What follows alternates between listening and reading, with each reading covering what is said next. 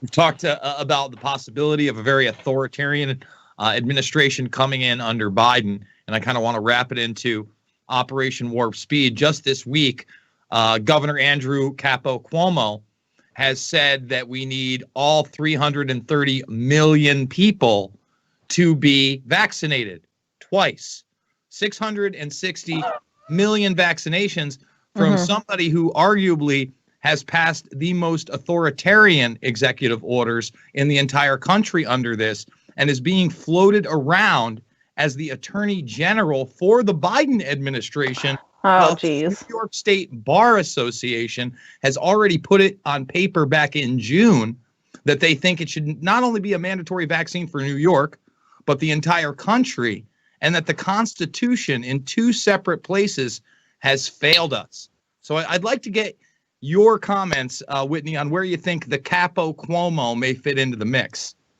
Hey, well, I don't know if it was the second or third part of my super long election video special. Tons of ties to Andrew to Cuomo in the software side of the fuckery going on right now. And so it's no coincidence that he totally sold out New York State to Eric Schmidt and Bill Gates and all of this stuff. So of course he'd be on board for Operation Warp Speed. He already, before any of this COVID-19 stuff happened, had New York ready to have 5 smart cities built in it starting next year, and they're not going to even be built by American companies. They're going to be built by Israeli companies. Unit 8200 and all of that stuff. I mean, that's pretty crazy because it was framed as a bipartisan initiative, but there are no American New York companies building smart cities in Israel. So it's clearly a one-sided thing, and it's totally out of control. Eric Schmidt wanted to build smart cities in Toronto and Canada. He wasn't able to, and now Andrew Cuomo has essentially sold his state out to be Eric Schmidt's dystopian playground. It's totally out of control. A lot of people that Joe Biden has fielded for potential cabinet positions are total disasters waiting to happen. I fully expect that you'll have the worst of the establishment Democrats, but also some establishment Republicans thrown into his administration. He'll frame it as bipartisan, like I said a little bit earlier. But his Secretary of the Treasury, for example, that he's fielding is Gina Raimondo, who's the current governor of Rhode Island. He used to be a big-time Wall Street venture capitalist.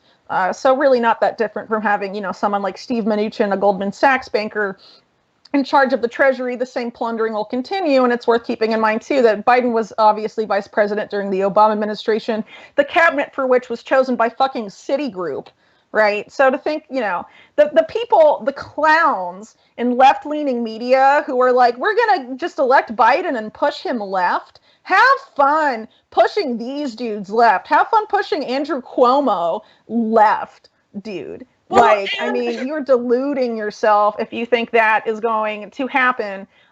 These people do not care. Biden has sold himself his entire career as being the guy that reaches across the aisle to partner with the worst of the other party. The guy gave the eulogy for Strom Thurmond, one of the most racist guys in the history of Congress, who, filibustered the Civil Rights Act for like days. A notorious racist. Other Democrats boycotted his funeral. Joe Biden gave the freaking eulogy. That's the type of bipartisanship Joe Biden means when he uses that term. So you can fully expect the worst of both parties in a Biden administration. I mean, it's going to be out of control. Andrew Cuomo is obviously an authoritarian, but you can get authoritarianism from the left and from the right, which I want to stress. But I think Biden and Harris have pretty much signaled that, they'll be as authoritarian as possible, a very mask-off type of scenario. But you have to keep in mind, Trump was like, a mask-off type of politician or president when it came to foreign policy and Americans' imperial wars,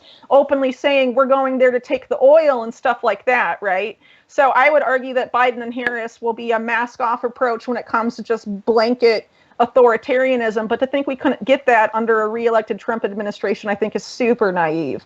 So that's why I'm saying we have to think about, looking at this through a different paradigm. We can't be like, oh, we just have to wait till 2024 and we'll get the right person in office then. We don't have 4 more years to solve this shit. You know, the people have to start getting local and building systems, because the state is going, you know, it's going nowhere. They don't care about you. I mean, the World Economic Forum, which is, you know, obviously going to drive a lot of the stuff, particularly for Biden and Harris going forward. I mean, the way they framed the fourth industrial revolution and global reset, they're basically like, well, we're going to create this crisis and you're either going to starve or you're going to survive, you know, is how they're framing this stuff.